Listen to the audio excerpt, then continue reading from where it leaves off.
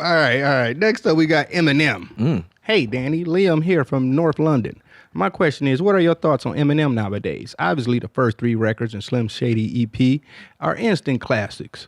I feel he has moments and have decent records since then, but I feel now he's lost touch in terms of making consistently enjoyable music. There's no doubt he can rap. I was wondering, what is your take on him as an artist these days? Peace, Lim. I think Eminem is having a blast. That's really what I think. And I think like he got to keep going just for what I was just talking about earlier.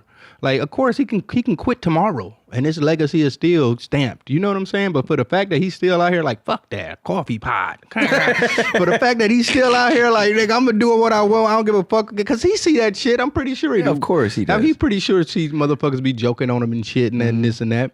But just the fact that he don't give a fuck, and he still keep going, and he's still busting bars. I appreciate that more than anything. Because like I say, man, people look at this shit like a young man game and this and that, but man, nah, man, let him rock, man. And I feel like even if he was, what if he was caught up in the moment of like, man, I gotta make shit for y'all motherfuckers to like. I think he making shit that he enjoy. I agree. And I feel like he probably was doing that shit at one point in time in his career where he's like, I gotta make a hit song and I gotta do this and do that. It's him. He got fucking a legion of fucking followers. I actually had the pleasure of fucking opening for him a few times. And my biggest show I ever played was fucking Wembley Stadium with Eminem. Wow. And it was fucking amazing. So I can't never say nothing bad about Eminem. And I got a lot of my style from him, to be honest, like listening to that beginning shit. And, you know, but I do know that, did you ever get any like fucking Eminem comparisons just coming up like motherfuckers? Cause I feel like they try to do that, even though your ass ain't white. They try to put motherfuckers in the box. Yeah, like, they try to. Honestly, that's why everybody was always like, Logic always talking about his race. It's like, nah, I would go sit down, do an interview, and somebody's like, what's it like being a white rapper or a that? And I'm just like, well, I mean, I'm mixed. So, and I just leave it at that. But everybody's like, you always talking about it.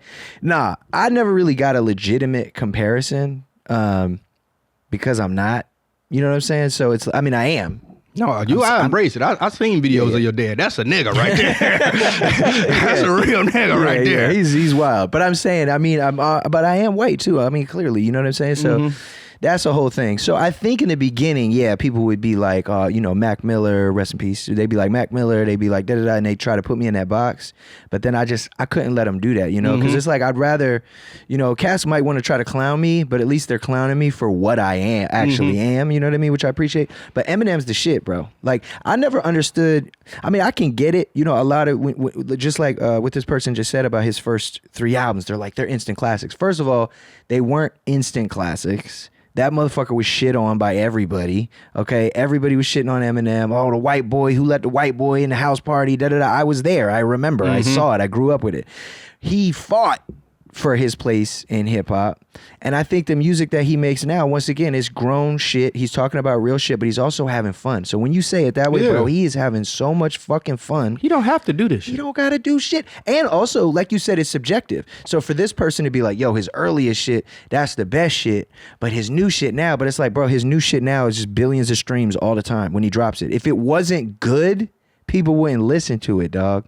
Now, and that's those people who enjoy it. Yeah. You know, I love when Eminem is just, you know, we got a song together called Homicide. That's the shit I love from M. When he fucking rapping a mannequin. Like, he just doing his thing. Like, I love it. Me personally, I'd say the second one, Slim Shady. Yeah. I think that was an instant classic. But I think that was his most like commercial attempt, to be honest, too. That was like a lot of the Dre shit. But to me, my favorite Eminem is the fourth one. Wasn't they Encore? Oh, yeah. That's the one I fucking identified the most with, because he was talking about Detroit. So you got to think, me being from Detroit, Eminem, like, Detroit didn't have a lot of fucking rappers. Eminem was pretty much like our first big rapper. Yeah. So when he first came out, we were supportive of it all day. You know what I'm saying? I mean, we did have Slum and all them. You know what I'm saying? But that shit was like so, especially at the time, it was so underground. You know what I mean? Even though what Dilla and them were doing, you know, T3 and Baten, rest in peace as well. Like, what they were doing, nobody was doing, dog. Like, the way that Dilla was just, I mean, come on, bro. Humanizing the MPC and the way that Baten and T3 and himself. I love Dilla's raps. A lot of people will try to be like, oh, he's a... Bars. Yo, So good. Dilla was a nigga. Yo, he like, was if you so listen to Dilla, dope. was in a strip club all day. Dilla Yeah, he's didn't like, I was talk- at Tigers. He wasn't doing nothing but talking about the average nigga shit, to be honest. Like, he was talking about, like, everybody always tried to box him into, like, this backpack rap category and I type never shit. understood that. The thing is that fucked me up about Dilla and shit. It was just that it was a lot of that shit that was coming out, but we didn't know it was him. Like, the whole Busta Rhymes shit, a lot That's of the because of trap the shit. Uma. That was a lot of things. Yeah, and, you know, and it was like, it was almost like that was East Coast shit, or that was like some neo soul shit. But Yeah, we yeah. didn't really know back home. I mean, unless you was in that scene, I was kind of a little under that. I was younger, like when that whole like hip hop shop and open mics and all that shit. I came at that tail end of that shit. You know what I'm saying? So I didn't really know, but I was like, damn, I've been listening to this motherfucker for years and didn't even realize it was him until like the Stones Throw shit. That's when I really fully like understood what Dilla was like. I would say Welcome to Detroit was probably like the first one. And I remember like fucking going to open mics and shit. And every time they would drop that shit, it would be like, I felt it in my soul. Like the first time hearing Official, that was the first time I ever heard Official. I was at a fucking open mic. And House Shoes dropped that shit. And I was like, what the fuck is this beat? Like, I just couldn't believe. I was like, and that was way before. That was when we had like Napster and shit and all that kind of shit. Welcome to Detroit. That shit is like, bro. That shit is amazing. Dilla changed my whole shit in only recently, because like I knew about Dilla, you know about Donuts, you know if you, especially if you're a student, but like I didn't it was a couple years back. I just completely enveloped myself in Dilla, Detroit, Slum Village, everything, like just everything. You know, discovering Fat Cat, all these different cats, Elzai, like I was just texting Elzai the other day because I went on one of my albums, and it's just to me, bro.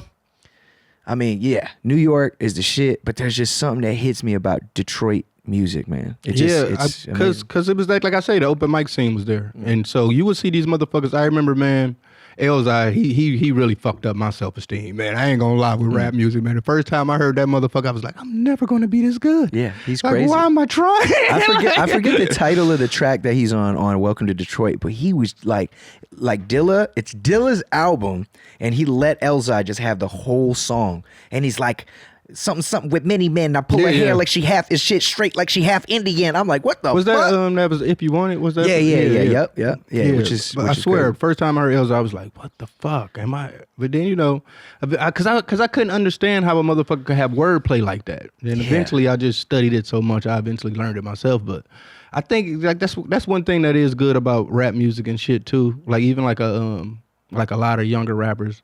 That's where we at now, where they haven't even found themselves yet. So we watching a lot of these motherfuckers actually learn how to rap in real time, which is cool too. Yeah.